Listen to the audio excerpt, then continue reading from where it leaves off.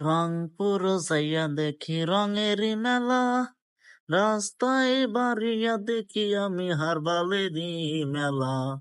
পাগল করেছে আমায় হারবালের দোকানদাররা। তো আসসালামু আলাইকুম বন্ধুগণ, সকলে কেমন আছেন? আশা করি ভালো আছেন। তো আমার গান শুনে বুঝতেই পারছেন আমি এখন কোথায় আছি। আসলে আমরা রংপুর চলে আইছি। তা আমার রংপুরে আমি আইসা দেখি আমার রংপুর থেকে গাড়িতে নামার পরে আমি ভাবছিলাম একটু মার্কেটের কাছ থেকে হাঁটিয়ে আসি। তো অটোওয়ালা আমাকে যেখানে নামাই দিল, নামানোর পরে ডাইনে বামে তাকাই দেখি খালি হারবাল আর হারবাল।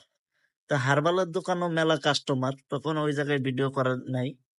তো ভাবলাম যে একটু দূর থেকে করি, যে তো রংপুরে এত হারবাল। আসলে এই হারবাল দেখে আমারও মাথা নষ্ট হয়ে গেছে, এত হারবাল করে কি? তা হারবালের চাহিদা আসলে দেশব্যাপী জুড়ে আছে, কারণ হারবালে যারা আসক্ত হেরাই হারবাল খেয়েছে। তো বুঝতেই পারছেন আসলে রংপুরে আসলাম, তো ভালোই লাগতেছে। রংপুর শহরটা আসলে খুবই সুন্দর। আর এখানে মনে করেন যে বিভিন্ন জায়গায় খাবারের দোকান অনেক প্রচলিত। আসলে বিভাগীয় শহর তো খাবারের দোকান থাকবেই, এটাই স্বাভাবিক। বিভিন্ন দোকান থাকবে, এটাই স্বাভাবিক। তো আসলে ভিডিওটা করার উদ্দেশ্যে এই জন্যই যে রংপুরে আসলাম, রংপুরটা দেখতে খুবই সুন্দর। যারা আসেন নাই তারা অবশ্যই ঘুরে যাবেন।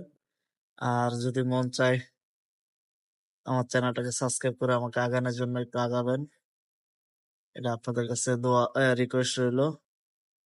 আর এখানে চা খাইলাম, চাও খুব চমৎকার। উনি এই হাঁড়িটাতে প্রায় অনেক দুধ দেখলাম, জাল দিয়ে আস্তে আস্তে কমছে। তো ওনার পাশে আরো কয়েকটা, মানে একই সাথে তারা প্রায় 4-5টা চা দোকান। তো রংপুরে আমি বেশিরভাগই দেখলাম খাবার খুব ভালো ছিল। তো আজকের মতো আল্লাহ হাফেজ।